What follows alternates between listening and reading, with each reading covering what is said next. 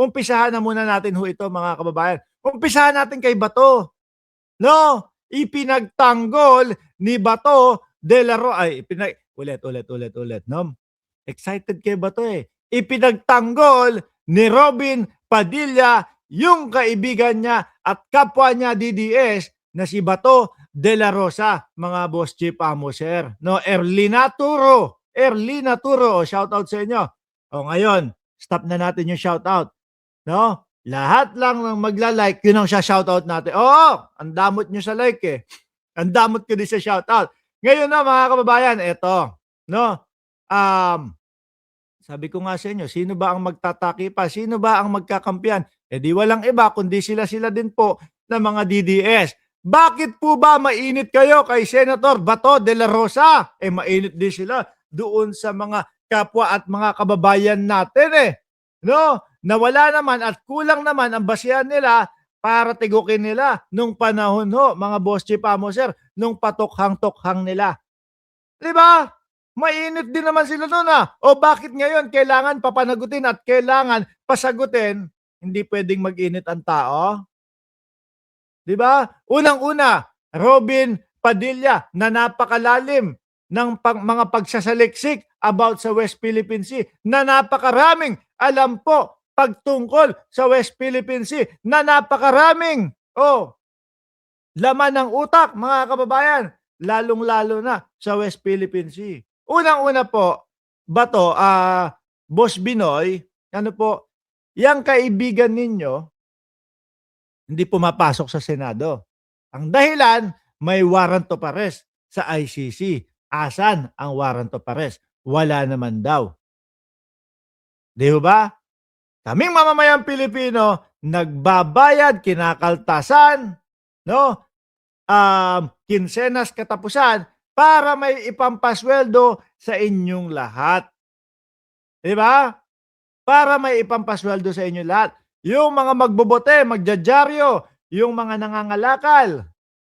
Pag bumili yan, sabi ko nga lagi, pag bumili yan ng isang candy man lang, may nakapatong na tax doon para mabayaran kayo. Pero tingnan mo, hindi pumapasok ang iyong kaibigan. Ngayon, yun na una. Napakaano naman, unfair naman yata sa amin noon. Kami kapag hindi kami pumasok, wala kaming sweldo. Tapos yung kaibigan mo, nagbabato. Nag-a-absent lang. Pero kompleto ang sahod. Tas eto, mukhang wala pa ding plano na pumasok pagdating po ng balika sa Senado kung 25, 26, 24 kung kailan man ang Lunes niyan. Di ba mga kababayan? Kaya nakapokus kay Bato de la Rosa ang mamamayang Pilipino. Nag-aantay po, no? Dalawang klaseng Pilipino. DDS at hindi DDS. Yung mga hindi DDS, kung bakit, no? Gustong maaresto at gustong makuha at gusto nang ipadala si Bato de la Rosa doon sa ICC dahil po mga kababayan, no? Dahil po gustong papanagutin siya doon sa mga pinaggagawa nila nung panahon ng tatay ninyo.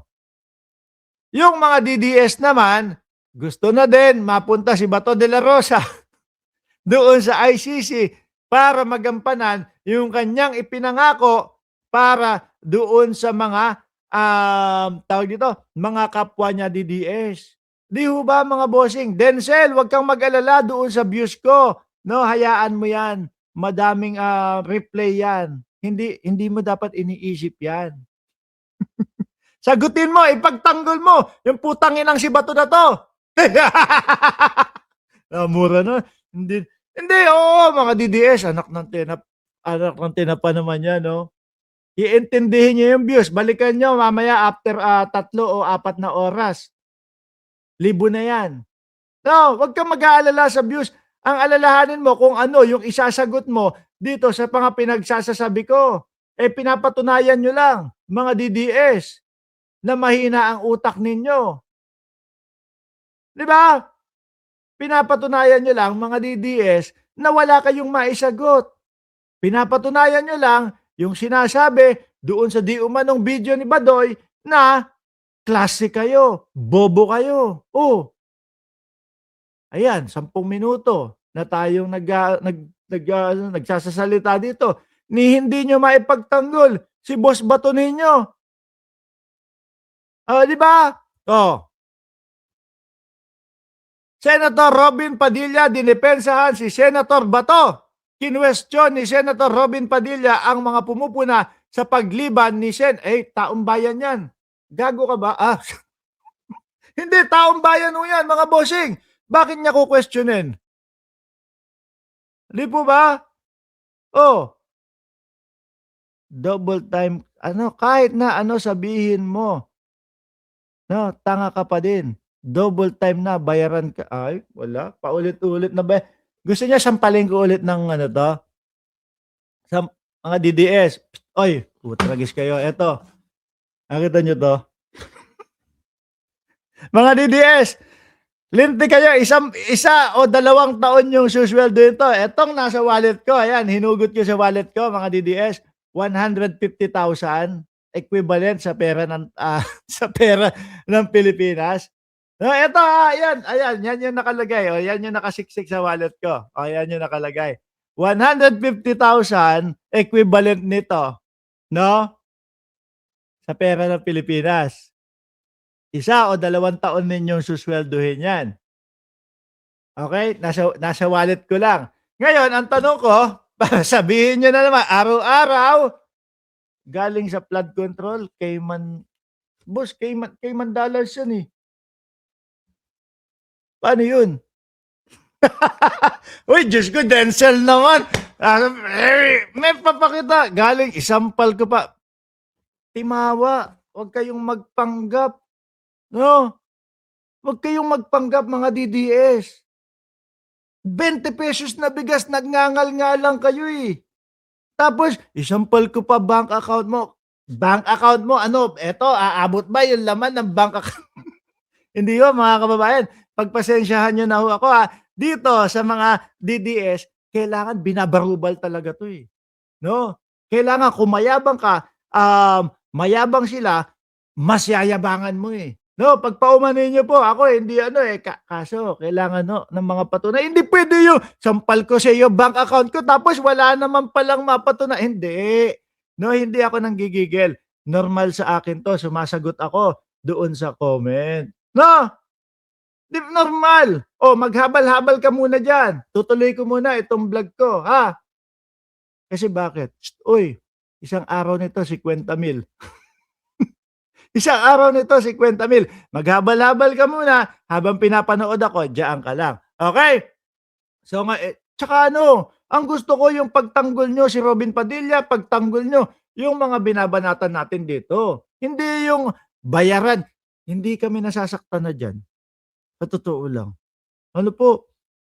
Alam niyo mga boss chipa mo, sir, mas pinapalakas lang po at mas, kumbaga para sa akin itinataas ng mga DDS yung ano ko, yung vlog ko. Bakit? Biruin mo, ng aasar, ng bubwisit, ng babarubal lang tayo dito sa ating vlog.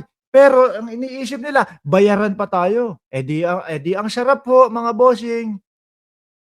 'Di ba? Ay hindi, ito pa, sasagot pa ako, no? Dito kasi mga kababayan, sa channel natin, no, favorite natin. Hindi 'to kagaya ng mga DDS na mga vlog, no? Tingin ko aabot tayo 2 oras dito. Oh, hindi kagaya ng mga DDS vlog dito, hindi papansinin yung mga bash hindi ho. No, doon kapagka nag-comment kayo, automatic tanggal kayo, automatic sisipain kayo. Sabihin mo sa amo mo, talunin niyo si Sarah ngayon, may 11 months na lang kayo, ha? Ano, 2027 election? Ano 2027 election? 11 months na lang?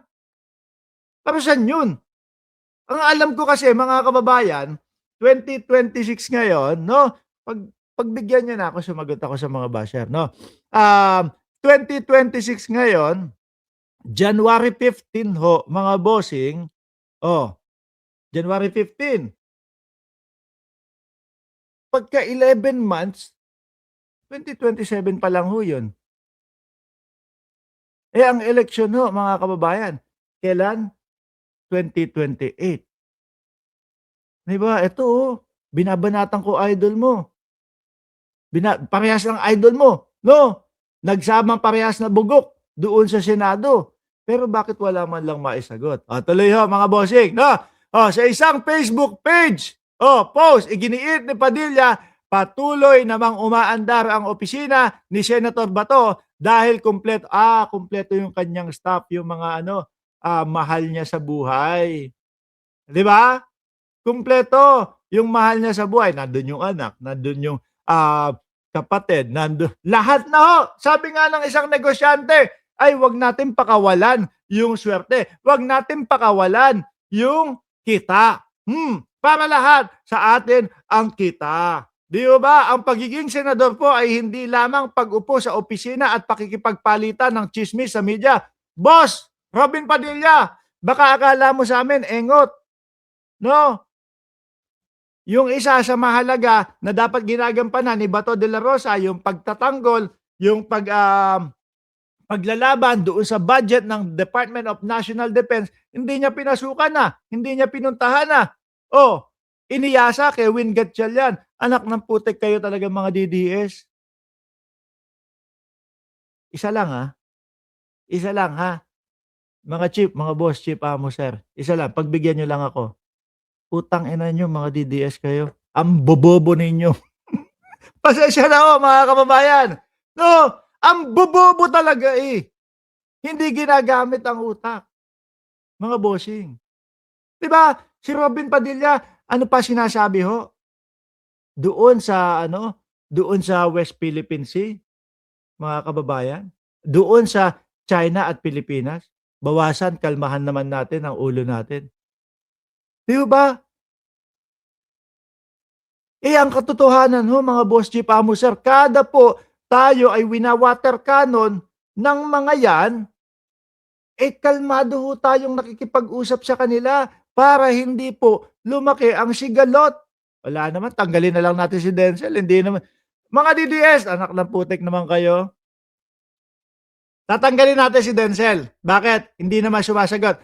Pero 'wag muna tanggalin, 'no? Pagbigyan niyo muna, pagbibigyan ka namin, sumagot ka, paglaban mo 'to, ipagtanggol mo 'to. Para may namang kahuntahan ako dito, anak ng putik, Wala akong ano, wala akong kaanuhan, puro ganyan, 'no? Kaya siguro tingnan nga natin yung vlog, tingnan nga natin yung vlog ni Denzel, 'no?